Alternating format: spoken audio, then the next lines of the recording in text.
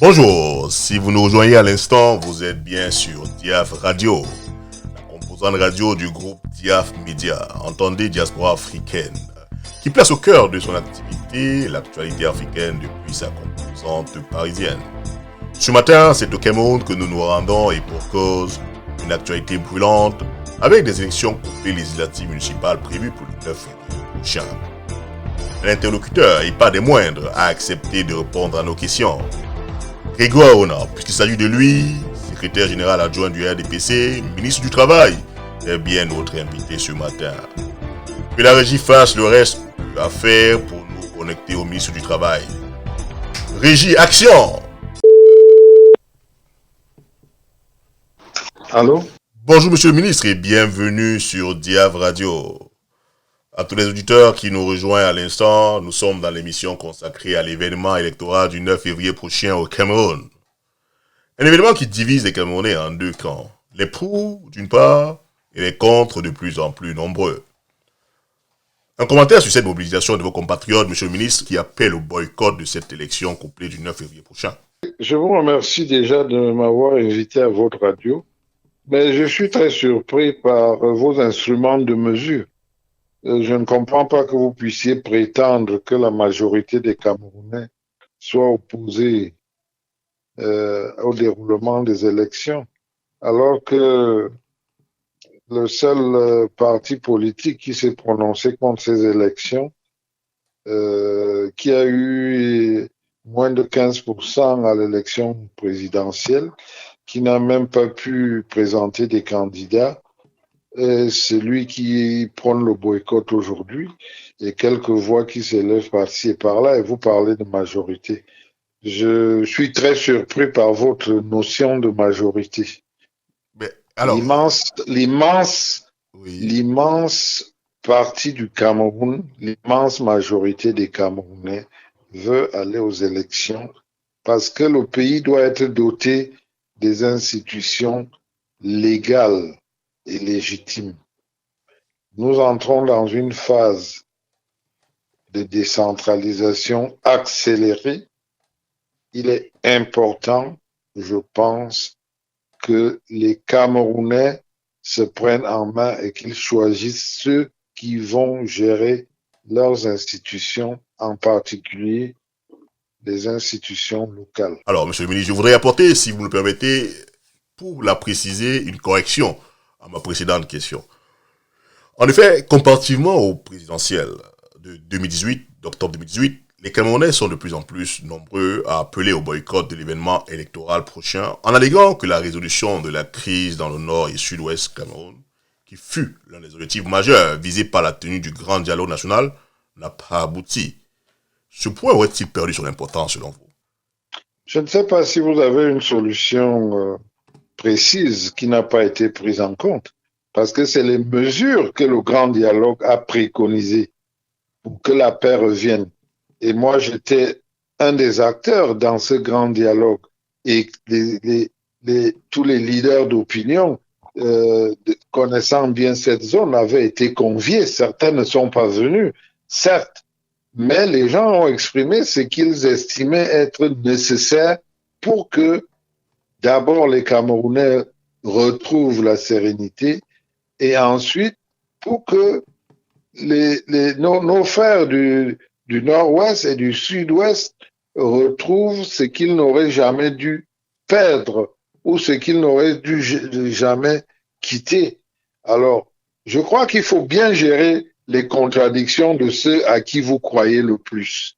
Parce que c'est clair dans vos questions que vous croyez plus à ceux qui prennent le boycott.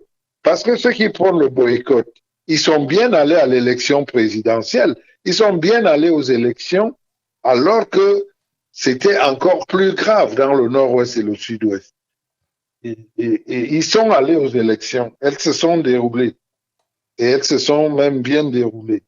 Maintenant, posez-vous la question sur les vraies raisons qu'ils n'ont pas osé encore donner pour lesquelles ils ne vont pas aux élections. Il ne m'appartient pas à moi de les donner, mais vous, en tant qu'homme de médias, vous devez les leur poser. Pourquoi ne vont-ils pas aux élections? Ils ne peuvent pas aller à une élection alors que le, le, le nord-ouest et le sud-ouest ne sont pas en paix et refuser une autre élection pour les mêmes raisons. Monsieur le ministre, nous vous donnons la parole ici en tant que responsable de partis politiques engagés aux prochaines élections, couplées législatives municipales. Et le faisant, nous vous donnons écho de cette autre opinion qui se désolidarise de cet événement électoral. C'est cela la posture de notre média. Aujourd'hui, malheureusement, votre contradictrice, Madame Augusta Epagna de l'UPC Manidem, n'a pas pu se faire disponible au moment de l'enregistrement de cette émission. Elle aurait pu porter au mieux ces questions à votre endroit. Alors, cela précisé, Monsieur le ministre, vous faites très clairement allusion au MRC comme seul parti politique faisant du boycott de ces élections prochaines leur activité du moment. Mais ils ne sont pas seuls. D'autres acteurs dits de la société civile prennent de plus en plus publiquement position pour le dit boycott. Et comme raison, ils martèlent tous qu'il sera difficile de voir nos compatriotes du Nord et du Sud-Ouest participer aisément, en toute sécurité, à cet événement électoral majeur. Quelles sont selon vous les dispositions qui sont prises pour assurer cette population de ces régions sérieusement aujourd'hui menacées par l'activité des sécessionnistes? Je vous ai déjà dit ce que j'en pense et je voudrais rappeler tout simplement que Oui. les autorités chargées de la sécurité ont dit ce qu'elles devaient dire. Le ministre Atanganji a pris la parole et a rassuré les Camerounais. Les forces de l'ordre sont allées sur le terrain et y sont pour sécuriser. Mais nous n'allons pas laisser le pays à une petite poignée de terroristes ou de bandits de grand chemin et aller dormir et attendre que les problèmes se règlent tout seuls. C'est les élus qui seront élus, appuyés par les forces de l'ordre, par les responsables du maintien de l'ordre, qui vont poursuivre la sécurité qui a commencé. Le pays n'est pas à feu et à sang comme certains essayent de le dire. Moi, j'étais à Limbe la semaine dernière. J'ai vu comment les gens vivent normalement. Cela n'empêche pas que de temps en temps, on vous dise on a brûlé une maison par-ci ou on a attaqué tel par-là. Mais tout ça, c'est des velléités de certaines personnes qui essayent de vouloir créer le chaos. C'est vrai, mais la sécurité reste assurée. Moi, je vous dis, la semaine dernière, j'étais à Limbe. Il y a eu un incendie des bureaux du ministère du Travail. Je suis allé, j'ai visité, j'ai tenu des séances de travail, je suis rentré. Vous direz, c'est un ministre, il est protégé, d'accord. Mais j'ai vu les gens vivre, j'ai été voir les populations, j'ai vu les gens qui vaquaient à leurs occupations. Donc, je crois qu'il est important que les Camerounais sachent qu'il y a beaucoup d'intox. Il y a des spécialistes dans cette société civile. Heureusement, ce n'est pas toute la société civile qui est contre le fait que les élections se tiennent. Il est aussi bon que vous écoutiez ces membres de la société civile qui disent que les élections doivent avoir lieu. Ne tendez pas vos micros seulement à ceux qui disent que les élections ne doivent pas avoir lieu. Mais bien sûr. Donc, les autorités ont pris leurs responsabilités. Et le président de la République, avant de convoquer le corps électoral, a jaugé toutes les opportunités possibles pour que le scrutin ait lieu. On a bien compris que vous rassurez les Camerounais sur les mesures qui sont prises pour sécuriser le déroulement des élections dans la région du Nord et du Sud-Ouest. La modification du code électoral fait couler beaucoup d'encre, monsieur le ministre, même au sein des candidats plébiscitant les suffrages des Camerounais le 9 février prochain. Il nous a semblé que vous étiez tout au moins d'accord sur l'importance du débat sur la modification du code électoral. L'est-il vraiment ou est simplement secondaire dans la consolidation de la démocratie dans notre pays? D'abord, je ne sais pas à quel moment j'ai dit que le débat sur le code électoral est important. Un code électoral, c'est une loi.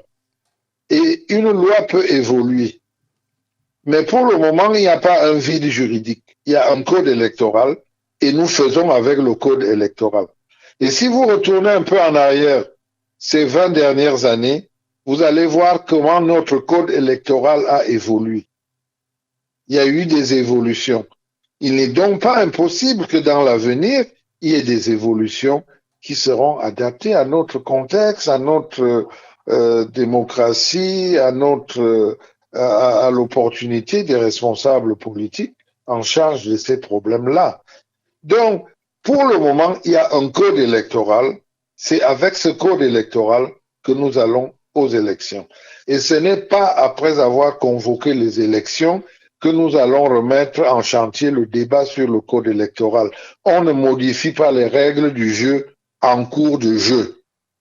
Mais justement, monsieur le ministre, il n'était pas question de dire que il faille le modifier en cours du jeu. Nous rappelions simplement que lorsque le grand dialogue national fut convoqué, les deux points importants qui étaient avancés, c'était la crise au nord et au sud-ouest, et puis le code électoral. C'est de ça qu'il s'agit. Qui étaient annoncés par qui? Mais par... Ce grand dialogue, et le président de la République l'avait bien précisé, c'était en priorité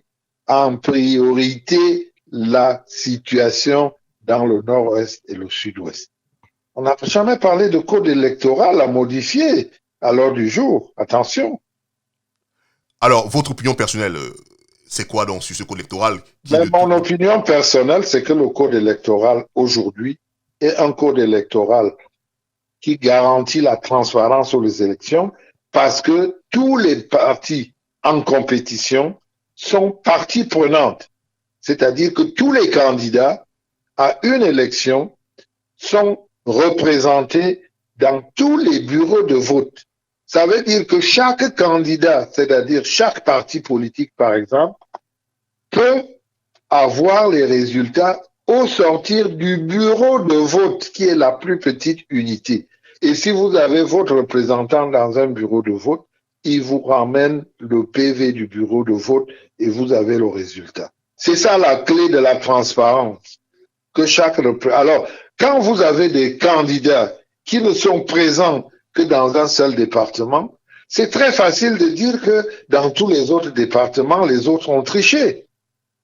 Voilà la clé du désordre qui donne la parole aux gens pour dire n'importe quoi devant n'importe qui. Alors, monsieur le ministre, il faut que les candidats prennent leurs responsabilités. D'accord, monsieur le ministre, on a bien noté. Sauf que vous dites un point qui est celui d'ailleurs qui revient régulièrement lorsque on met sur la table la question sur le code électoral. C'est celui de la validité du procès verbal sorti des bureaux de vote. Vous savez bien que notre code électoral dit très clairement que il faut une norme. Oui. En cas de contestation, écoutez bien, c'est ce que dit là. En cas de contestation, seul le PV de Elecam fait foi. Absolument.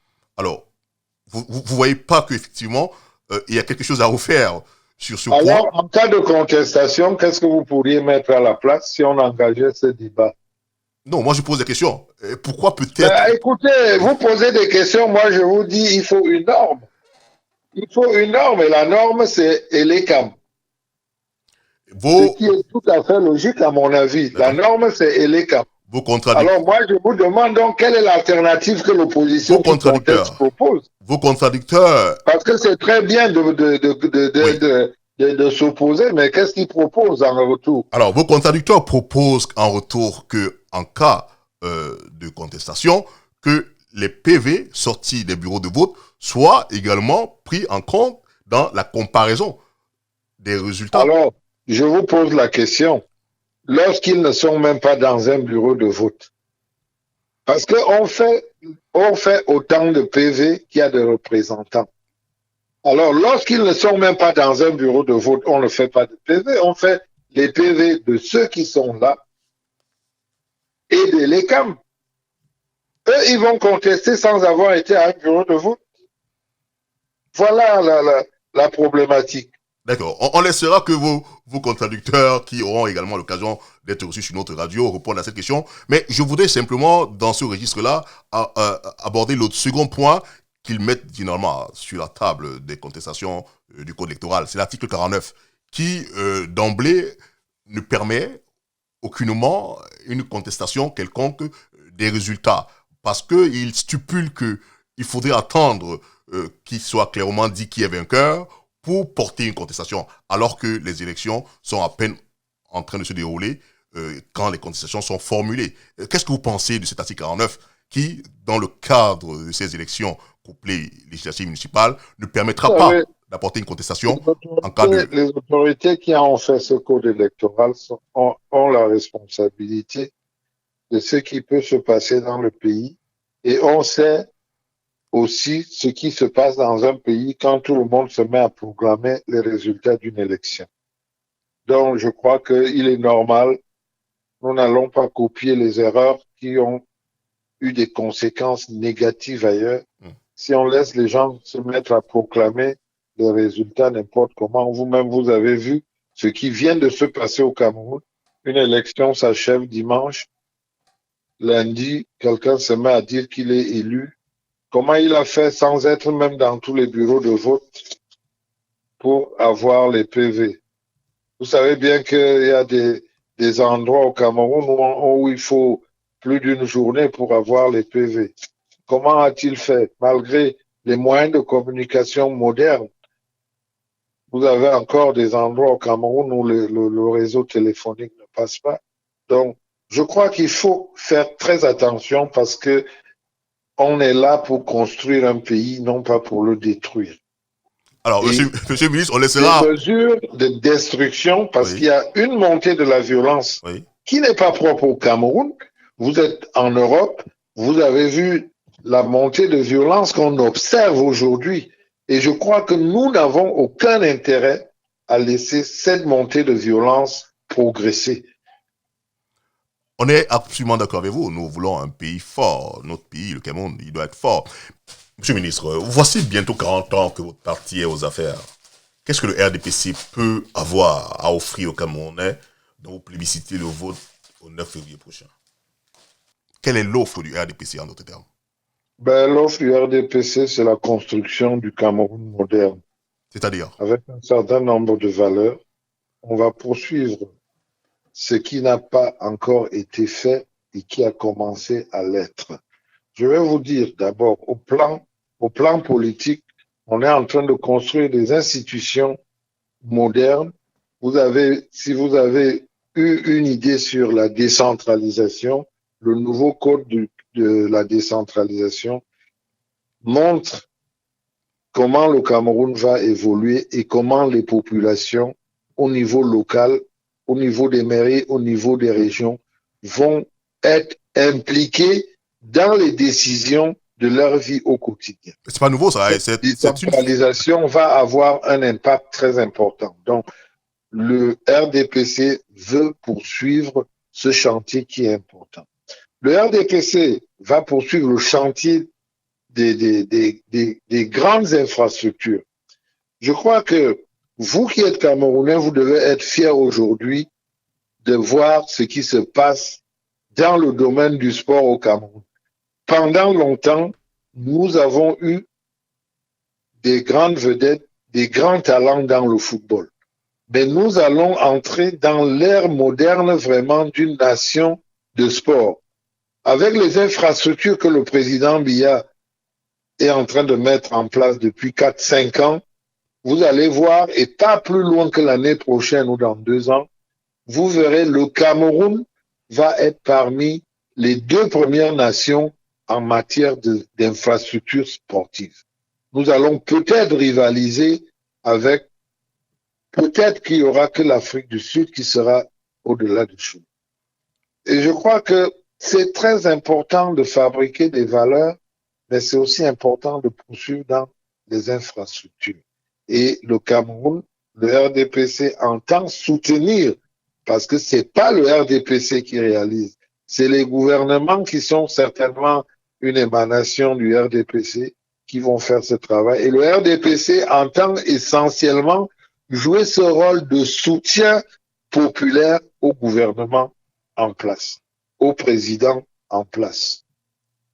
Devrait-on comprendre Voilà, que... pour ne pas être très exotique, mais vous pouvez me poser des questions dans des domaines très détaillés, je vous répondrai. Alors, devrait-on comprendre que cette offre que vous abordez ici de manière très globale constituent ces choses pour lesquelles vous demandez aux Camerounais de se déplacer nombreux le 9 février prochain pour vous accorder leur vote?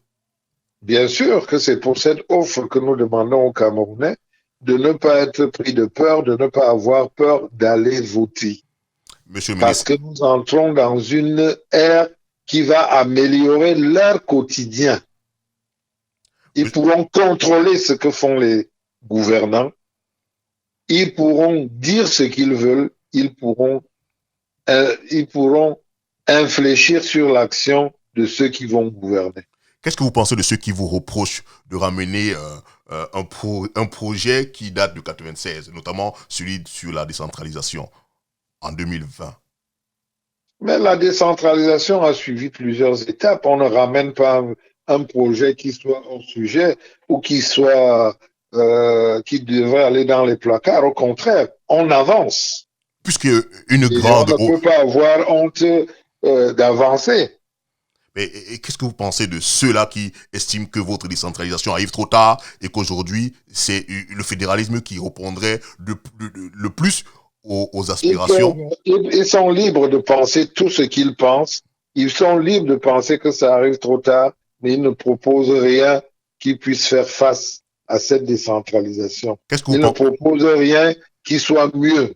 Ils ne proposent rien de meilleur.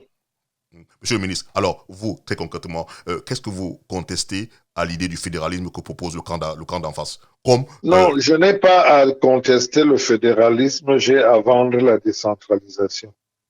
d'accord. Alors, pour revenir également sur l'autre projet que vous avez abordé, celui de la construction au Cameroun des infrastructures sportives. Monsieur le ministre, est-ce que vous comprenez que des Camerounais continuent à attendre quand même que soit clarifié euh, les raisons du fiasco de la CAN qui a glissé, pour prendre le terme usité aujourd'hui? Est-ce que je comprends quoi?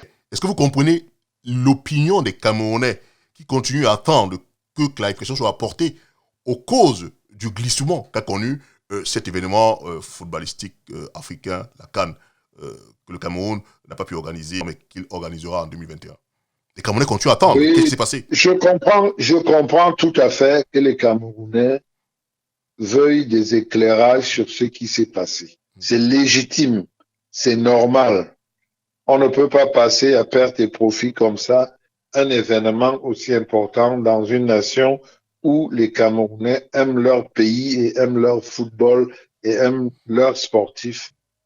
Donc, je crois qu'il faut qu'ils sachent tout simplement que ces choses ne sont pas faciles et moi, je suis convaincu que s'il y a une lumière à apporter, elle sera apportée. Parce qu'il est bon que les Camerounais sachent. C'est une question de temps. Pour le moment, le plus urgent, c'est que ces infrastructures soient construites. Le plus urgent, c'est que la CAN se passe dans de bonnes conditions.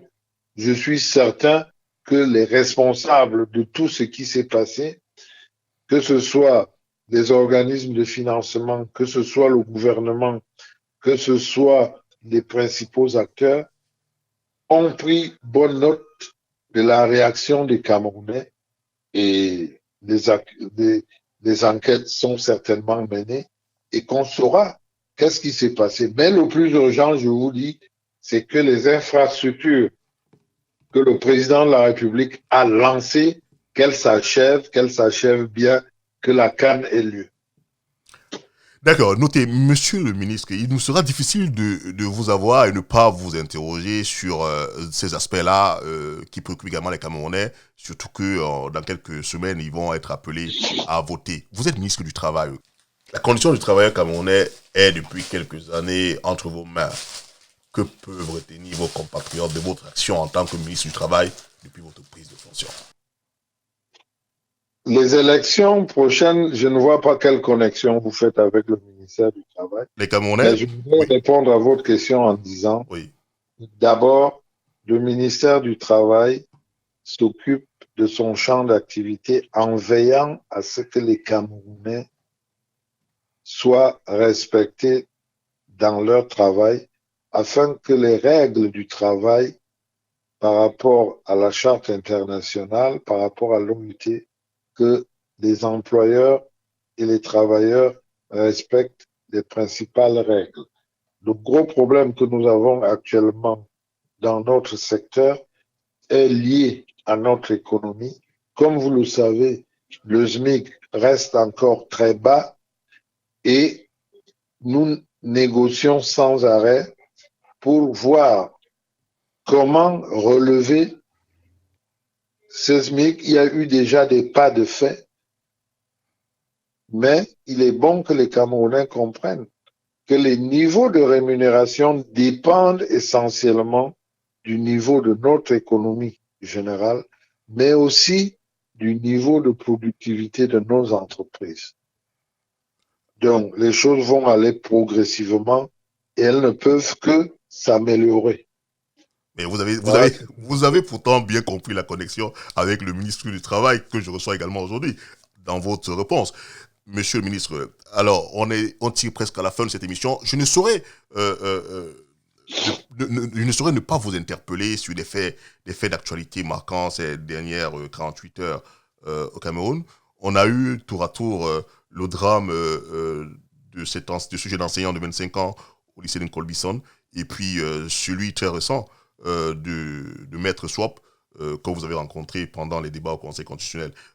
Est-ce que il y a une offre politique qui peut être adressée à ces deux cas? Les institutions doivent fonctionner.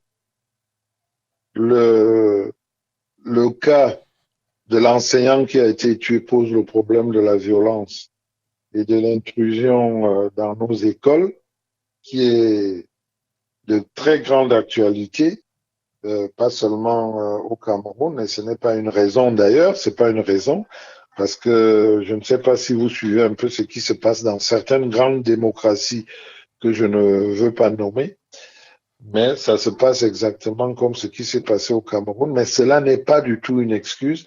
Il faut que nous reprenions en main au Cameroun, que les parents reprennent en main la famille, que les maîtres d'école reprennent ce qui était la morale à l'école, l'éducation à la maison, l'éducation à l'école.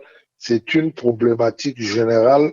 Moi, j'ai été très attentif à la déclaration de beaucoup d'enseignants, aux déclarations de certains parents qui reconnaissent aujourd'hui que euh, les, les, les, les parents, les maîtres, aujourd'hui, ils parlaient de maîtres inconnus ou de parents inconnus.